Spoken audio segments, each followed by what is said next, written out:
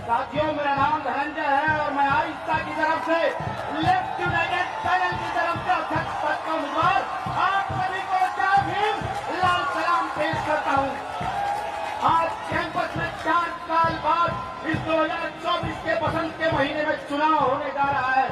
जब हम देखते हैं कि 10 साल से एक निजाम ऐसी बैठी हुई है कि जो इस देश के सामाजिक ढांचों को, मूलभूत सामाजिक ढांचों को करने पर उतारू हो गई है। हम देखते हैं कि कृषि संकट के खिलाफ और कंपनी राज के खिलाफ किसान जो है अपनी न्यूनतम मजदूरी, न्यूनतम मूल्य की मांग करते हुए खड़े हैं। मैं उनकी आवाज बनकर यहाँ पे आपके सामने खड़ा हूँ। सामंती धौस के खिलाफ दक्षिण बिहार और मध्य बिहार में लड़ रहे तमाम दलित खेतिहर मजदूरों की आवाज बनकर मैं आपके सामने यहाँ बोल रहा हूँ। सामंती साजिश के तहत हमारे कॉमरेड मनोज मंदिर को जेल में भेज दिया गया है। अब मैं उनकी आवाज के तौर पे यहाँ बोल रहा हूँ और ये मैं कहना चाहता हूँ कि तुम जितना दमन कर लो, कितनी सलाखें बढ़ा लो, दबने वाले नहीं है। इस प्रेसिडेंशियल डिबेट के मंच से मैं उन तमाम इलाहाबाद, उसके साथ कानपुर, बनारस, पटना और अन्य जगह पे रोजगार की लड़ाई लड़ रहे उन युवाओं को मैं सलाम पेश करता हूँ और ये वादा देता हूँ कि जेएनयू का छात्र संघ आपके साथ खड़ा रहेगा, आपके साथ लड़ता रहेगा। हम छात्रों के भविष्य के साथ खिलवाड़ कभी पसंद नहीं करेंगे। हम देखते हैं कि नेशनल एजुकेशन पॉलिसी के तहत जिस तरह से छोटे शहरों में, गाँव में, देहातों में स्कूल को बंद करने की कवायद चल रही है। स्पेशल एक सरकार है जो आजादी के बाद ऐसी पहली सरकार है जो स्कूल खोलने नहीं, हायर एजुकेशन फाइनेंसिंग एजेंसी के नाम पे सेंट्रल यूनिवर्सिटी को कर्ज के बोझ के तले दबा देने वाली एक सरकार है। हम देखते हैं कि किस तरह शिक्षा के मूलभूत अवधारणा को खत्म कर देना चाहती है, मानव जैसे फेलोशिप को खत्म कर देना चाहती है, कर दी है। और इसके साथ रिसर्च में फंड कट, फीस कट इससे क्या है, यह शिक्षा के मूलभूत अवधारणा पर हमला है और उसके खिलाफ यहाँ पे खड़ा हूं। हम इसके साथ देखते हैं कि फॉरेन की यूनिवर्सिटी को बढ़ावा दिया जा रहा है। कहा जाता है कि आइए जमीन लीजिए और लाखों की फीस उठाइए। हम शिक्षा को बाजार में नहीं होने देंगे, हम शिक्षा को दुकान में नहीं लगने देंगे। और यहाँ से मैं कहना चाहता हूँ कि तमाम वंचितों के लिए विश्वविद्यालय के दरवाजे खुले रहेंगे। इस बात का पैरोकारी करने के लिए मैं यहाँ पे खड़ा हूँ। हम देखते हैं कि शिक्षा में, रोजगार में जिस तरह से आरक्षण को खत्म कर दिया जा रहा है। हम देखते हैं कि एक सामंतवादी, एक ब्राह्मणवादी, एक मनुवादी तबका जो चाहता है कि समाज का उनके जूते के नीचे रहे और उनको मजा आता है, तो उनके मजा को किरकिरा करने के लिए मैं यहाँ पे आया हूँ। भगत सिंह, अशफाकुल्ला खान, राम प्रसाद बिस्मिल, डॉक्टर बाबा साहब भीमराव अम्बेडकर, महात्मा गांधी के देश में माफी मांगने वाले और अंग्रेजों की चटकारिता करने वाले कोलवलकर की पैरोकार ये सरकार इस देश पर सीए लेके आती है, जो कहती है कि धर्म के नाम पर नागरिकता मिलेगी। हम बता देना चाहते हैं, संविधान को हम मानते हैं जिसमें लिखा है ये देश धर्मनिरपेक्षता है और रहेगा। अजमुल्ला खान की आवाज में मैं कहना चाहता हूँ अपनी बात कि हम हैं इसके मालिक, हिंदुस्तान हमारा, पाक वतन है कौम का, जन्नत से भी प्यारा। इस आवाज संविधान की रक्षा करते हुए हमारे दोस्तों को जेल में डाल दिया जाता है। हम देखते हैं कि किस तरह से सीमा कोरेगांव में दलितों के आंदोलन को लड़ते हुए हमारे साथी को जेल में डाल दिया। उनकी रिहाई की मांग हम यहाँ से करने आए हैं।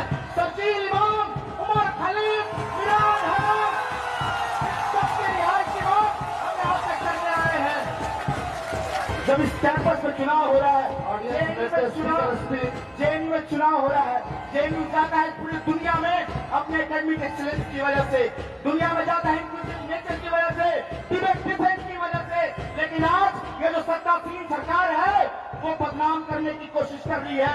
चुभता है इसे कि गरीब का बच्चा इतनी पढ़ाई कैसे कर रहा है। कहा जाता है कि जेएनयू के छात्रों को सड़क पर खड़े करके गोली मार देना चाहिए। अरे किसको गोली मार देना चाहते हैं आप? कल के रोज कल तसव्वुर कीजिए, हम और आप में से कोई नॉर्थ गेट के बाहर निकले और कोई सरसिया अगर गोली मार दे तो उसका जवाबदेही कौन होगा? ये सरकार से सवाल है हमारे। कहना चाहते कि जिस तरह से बात के बढ़ावा दे रहे हैं और शर्त देखिए कि ये चुनाव भी लड़ रहे हैं, वोट भी मांग रहा है। खैर ये जेएनयू की डेमोक्रेसी है कि जो ऐसे लोगों को भी चुनाव लड़ने का मौका देती है। मारपीट से सिर्फ हमारा खून नहीं बहता है। झारखंड में, बिहार में, तेलंगाना में, राजस्थान में, किसी गांव में वहां के लड़कियां लड़कियों का सपना भी उस मारपीट से मर जाता है। इसकी बात नहीं करती है। बात करते हैं कि आप मानते होंगे कि गौमूत्र से कैंसर ठीक होता है, लेकिन आज हम साइंस और साइंटिफिक रिसर्च की पैरोकारी करते हैं। यहाँ पर निजीकरण के नाम पे जो इंजीनियरिंग के साथ स्कूल ऑफ इंजीनियरिंग के साथ धोखा हुआ है, हमसे ज्यादा फीस उठाया गया और इंफ्रास्ट्रक्चर कुछ नहीं दिया गया। ऑडियंस, इस कैंपस में जब तक किसी के सर पर छत नहीं गिरता है तब तक इनोवेशन का काम नहीं होता है। पीडब्ल्यूडी के लिए फिजिकल कैंपस नहीं बनाया जाता है। हम देखते हैं कि इस कैंपस में बेबाक, बेखौफ आजाद महिलाओं की आवाज को दबाया जाता है, जेंडर माइनॉरिटी के शब्द को दबाया जाता है और जीएसटीएस को खत्म कर दिया जाता है। मैं उसके खिलाफ नाम देता हूं। जब सुबह सुबह हम जागते हैं तो देखते हैं कि आपके वॉशरूम को कोई साफ करके रखता है। कौन है वो? ये सैनिटेशन वर्कर है। इस कैंपस का 3-3 महीने तक उसकी तनख्वाह नहीं आती है। ये शर्म करना चाहिए इनको।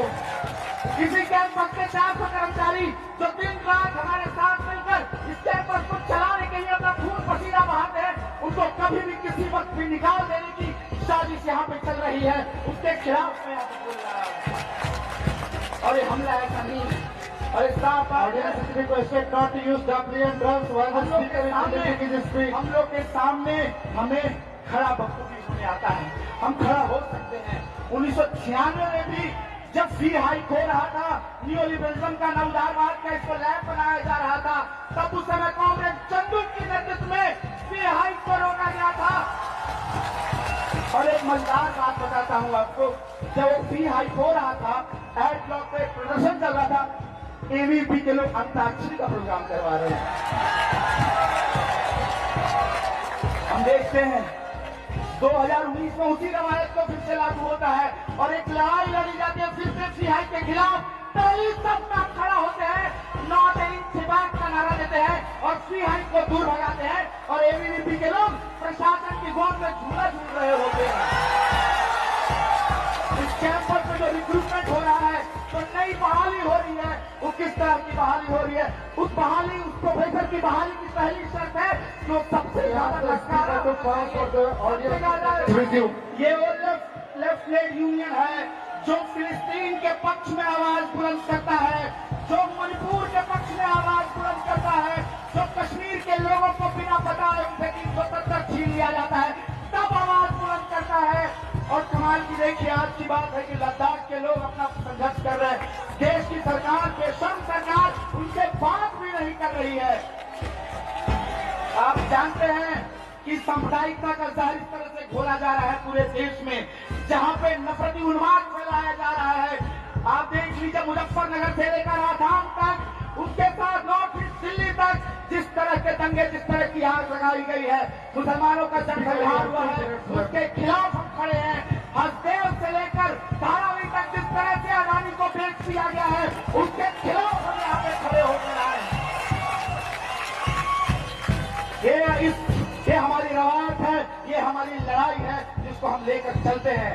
आने वाले वक्त में जब ये छात्र संघ चुन के आएगा तो हम आपको ये ऐलान करते हैं कि जो एमसीएम है जो 2000 रखा हुआ है उसको 5000 करवाया जाएगा। ये इंश्योरिटी देते हैं, ताकत रखते हैं। नॉन नेट फेलोशिप जो 5000 से 8000 के बीच में अटका पड़ा है उसको 30,000 तक करवाने की हम लड़ाई लड़ेंगे।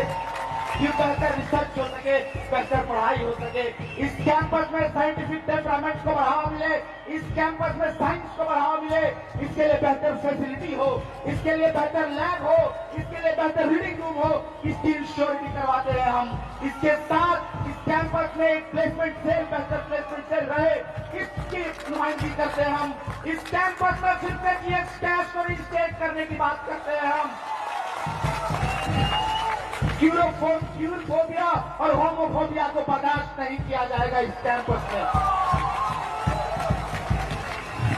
नए हॉस्टल की जिन हालत को बेहतर करने की, बना नया नवेला बराक हॉस्टल की खुलवाने की लड़ाई और पुरजोर होगी और लड़ा जाएगा, इसको तुरंत से तुरंत खुलवाया जाएगा। इसके साथ पानी की किल्लत जो है उसके लिए लड़ाई लड़ी जाएगी।